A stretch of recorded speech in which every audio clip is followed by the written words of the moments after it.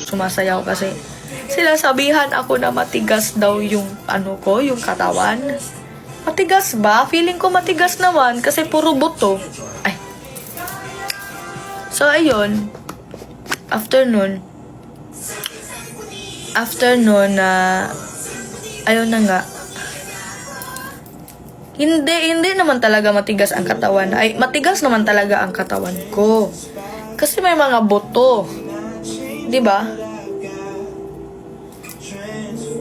Pangit naman kung hindi matigas, di walang buto. Nakaganto ka na. Nangayayat kasi aanhin mo ang katawan mo na walang buto. Walang magsusupport sa yung tumayo. No? So, ganun lang. Ganun mo lang sasagutin. Ang tigas-tigas naman ng katawan mo, malamang. May buto. Ganun.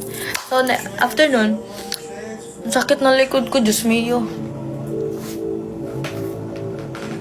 So, after nun, ayan na, panasayaw na.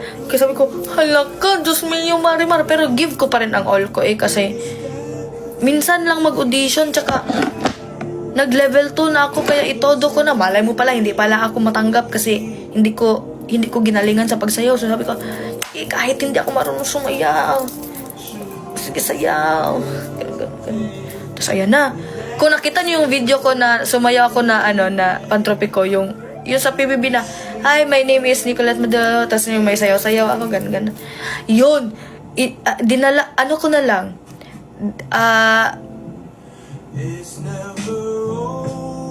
inano ko na lang siya sa mga pagganan-ganan ko.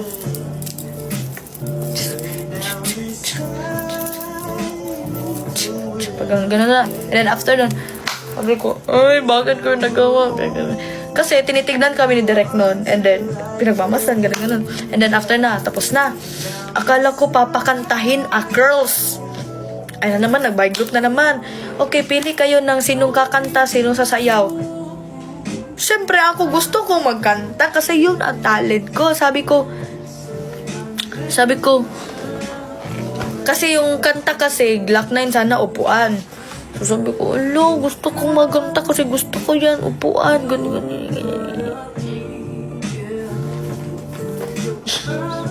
Sabi ko, gusto kong magkanta kasi gusto ko ng ganyan.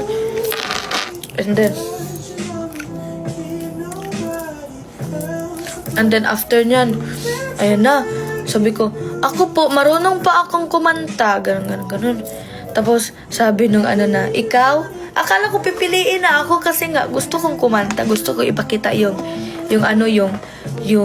talent ko, and then yun na, gusto kong kumanta, tapos sabi niya, sige, ikaw.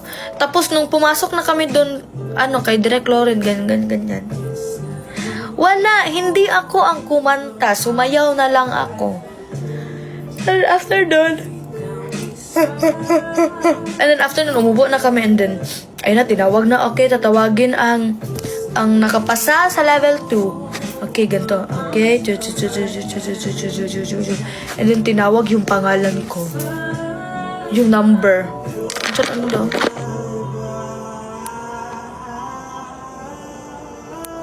Ayaw nyo pala ng kwento ko? Gusto nyo ng kwento ko or direct to the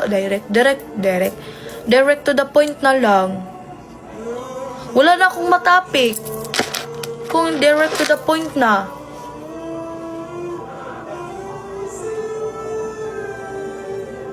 Kwento daw, sabi.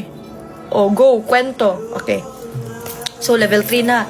So, sa level 3 naman, pinakilala namin ulit ang sarili namin kay Direk. Kay Direk na. Ganyan na. Okay, my name is...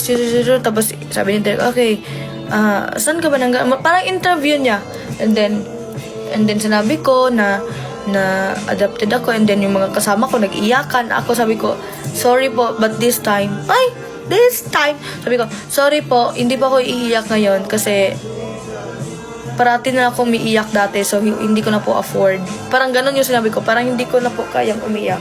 Tapos yung mga kasama ko umiiyak kasi sabi ko naman, hindi ako iiyak kasi bakit naman ako iiyak kung naman, parang tanggap ko naman na ganun talaga. And parang naubos na din yung luha ko kakaiyak dati na, syempre, nung bata pa ako, sinasabihan ako ng ampon, ganun.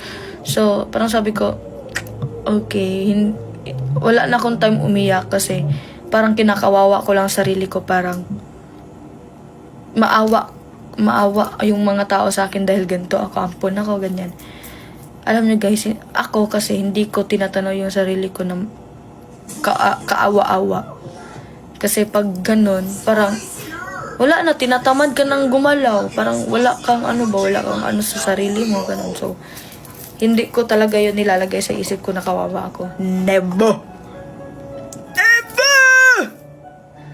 So, ayun.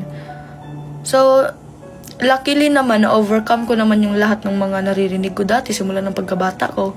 Kung hindi nyo alam, simula nung pagkabata ko, sinasabihan na ako ng ampon. Mga tao nakakilala sa akin, sinasabi na ako ng ampon. Mga negative. Lahat sinasabi. Lahat sinasabi. Kaya, ngayon, parang, okay, bakit ako maapektuhan? Siguro, maapektuhan siguro ako pag chat.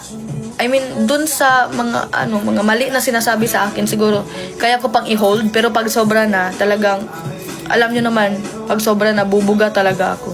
Kasi, ako dragon. Ganon. Ko talaga, papatulan ko talaga. Kasi wala namang masama pag i-defend mo ang sarili mo. Wala namang masama pag sinabihan mo yung tao na nakasakit sa'yo. Kasi tao ka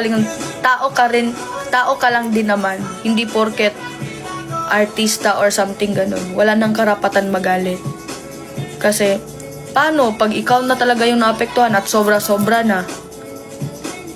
Wala ka bang bibig? Wala ka bang nararamdaman na sakit? Paano mo babawasan yung sakit pag hindi mo nilabas? Pero dapat sa way na maganda at maintindihan nila. And syempre, lahat naman tayo nagagalit. Hindi porket ganun nagagalit, di ba?